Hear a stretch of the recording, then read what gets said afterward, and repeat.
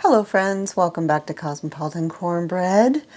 So, let me tell you, I wish you could smell what my kitchen smells like right about now. So right down here in my electric roaster, you may remember a few weeks ago I was gifted some apples from a lady in our fellowship. She had given me 2 great big buckets of apples, and at the time I didn't have the time to go through and process everything, and so what I did was I just very simply peeled, cored, and sliced all of the apples and I froze them. Well, yesterday I pulled out 3 gallons of apple slices and put them in my electric roaster here, and they were thawing overnight.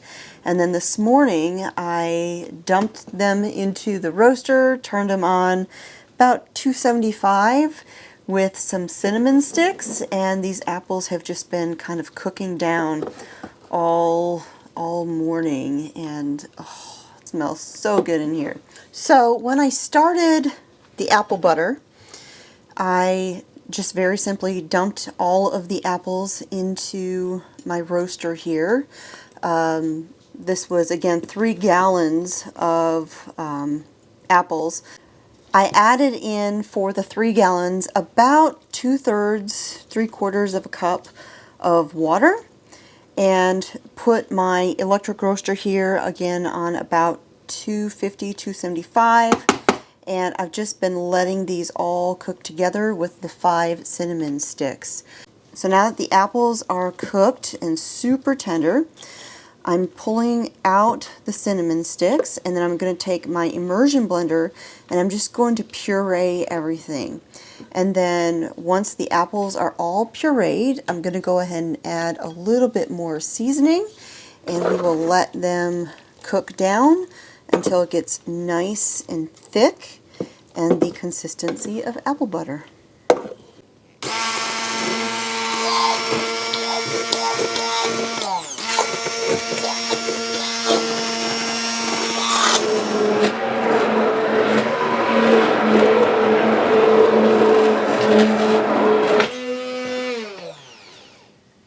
Alright, so the apples are completely pureed. Now, I do have little bits here and there of apple.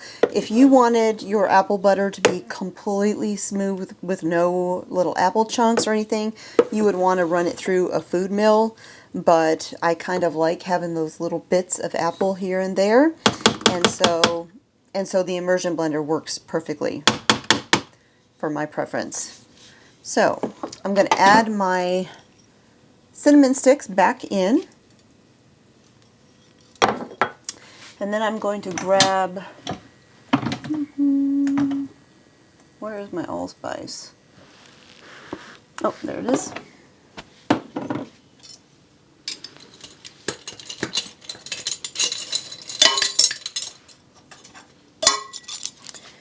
I'm going to add in a 1/2 teaspoon of allspice.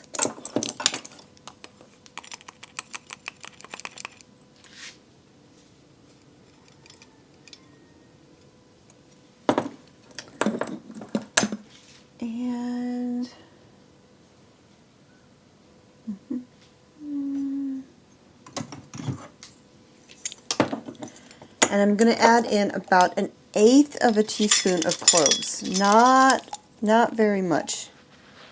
Just a little bit.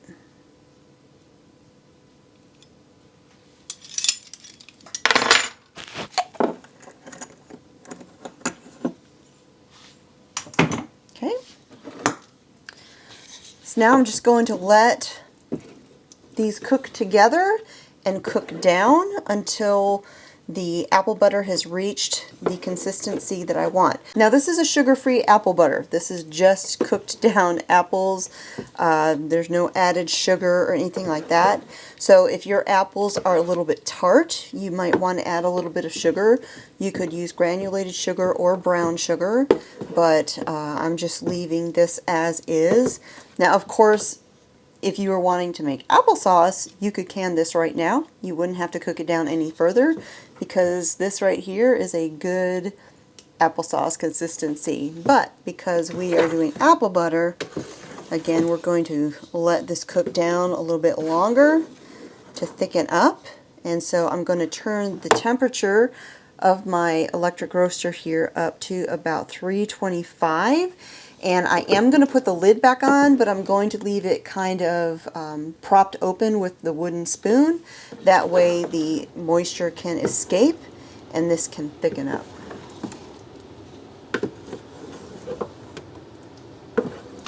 We're going to let this do its thing. And we are going to stir this frequently to make sure nothing sticks in there. All right, friends, so this has been cooking for a little while now. And oh my goodness, it smells so good. Oh, let me grab a spoon here. All right. Look how nice and thick that is. That is gorgeous. All right, so I am going to go ahead and get out my canning supplies, wash up my jars, inspect them, all that good stuff, and we'll get ready to start canning this up.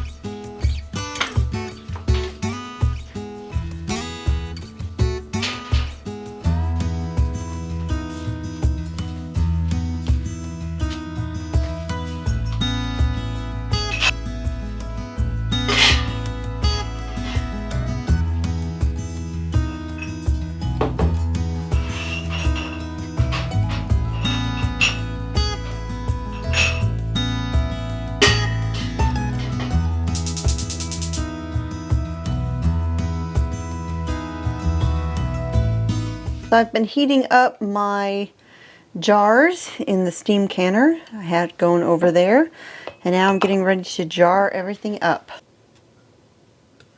So the jars I'm using here are 3/4 pint quilted jars, kind of pretty jars. And when you are using odd size jars, like a 3/4 pint jar, you want to go up in the processing time. So I would go up to the pint size, not down to half pints or try to do the math to figure out what's in between. You're just going to go with the next higher size. That way you are processing properly. All right. I'm going to remove the air bubbles. This is super, super thick, so I like to just kind of tap the jar a little bit. Work any excess bubbles out. Now for the apple butter, you're going to give a 1/2 inch headspace. I like to be a little bit generous with that and give it a little bit more because apple butter, applesauce, apple preserves, they are notorious for seeping out. So by giving it a little bit of extra space, we're going to try and keep that from happening. We're going to wipe the rim real good with some white vinegar and a damp cloth.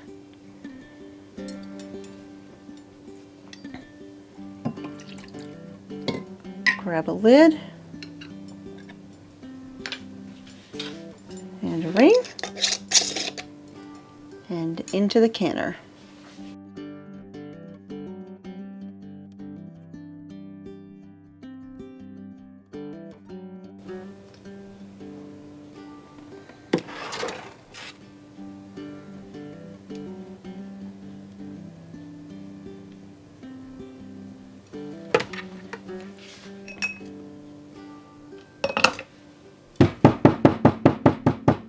That one's actually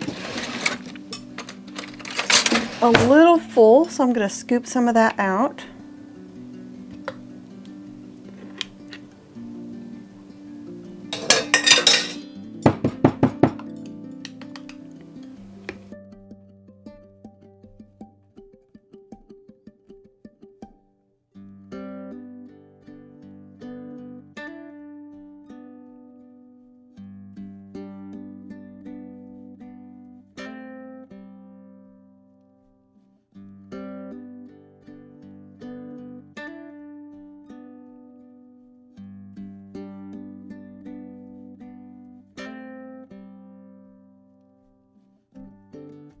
All right, canner is full.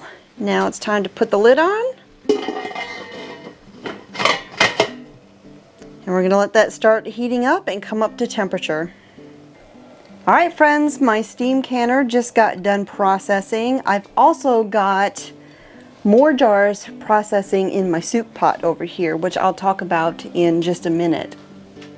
The processing time for the apple butter is 20 minutes for quarts, 15 minutes for pints or smaller. And so since I've got 3/4 pint jars here, I use the pint processing time. Now these jars processed in my steam canner, and for those who are not familiar with steam canners like you saw me using here, this is for high acid foods, exactly like a hot water bath canner. The processing times are exactly the same. There's no difference. The only difference is a steam canner uses way less water than a hot water bath canner. Heats up faster, cools down quicker, is lightweight, and it's just really easy to use, which is why I use it quite a bit. Oh, did you hear that? That is the sound of success. That's what you like to hear when you take those jars out of the canner. Tink!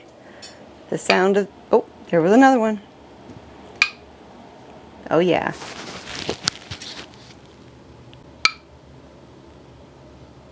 So as I mentioned, I also have jars going here in my big soup pot, and I'm processing them exactly like a hot water bath canner. So they're in here right now, and I'm just waiting for the water to come to a rolling boil, and then once it does, I'll go ahead and start my processing time. And I've mentioned in the past how you can use a big soup pot to process jars in.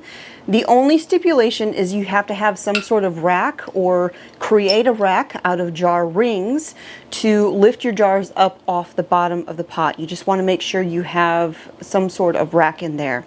And then you want to make sure that the pot is deep enough so that you can get at least an inch of water over the tops of the jars. So I wouldn't be able to do quart-sized jars in this pot, of course, but the little 1/4 pint jars that I have in here have plenty of room. And so we're just going to use this like any other hot water bath canner. And so we're letting this come up to a rolling boil with the lid on. Once it comes up to that rolling boil, we will go ahead and start the timer. And again, anything pint and smaller is 15 minutes, quarts is 20 minutes. But that time is specific to my elevation. That is the standard time. If you live at a higher elevation, you need to adjust your canning processing time. That applies both to hot water bath or steam canners as well as pressure canners. There's always adjustments that need to be made based upon your elevation. I have an article on my website, cosmopolitancornbread.com, where I explain exactly how to do that. Unless it is specified, anytime you see a processing time in a canning recipe, that is for elevations of 1,000 feet or less. If you live above that, you do have to make adjustments.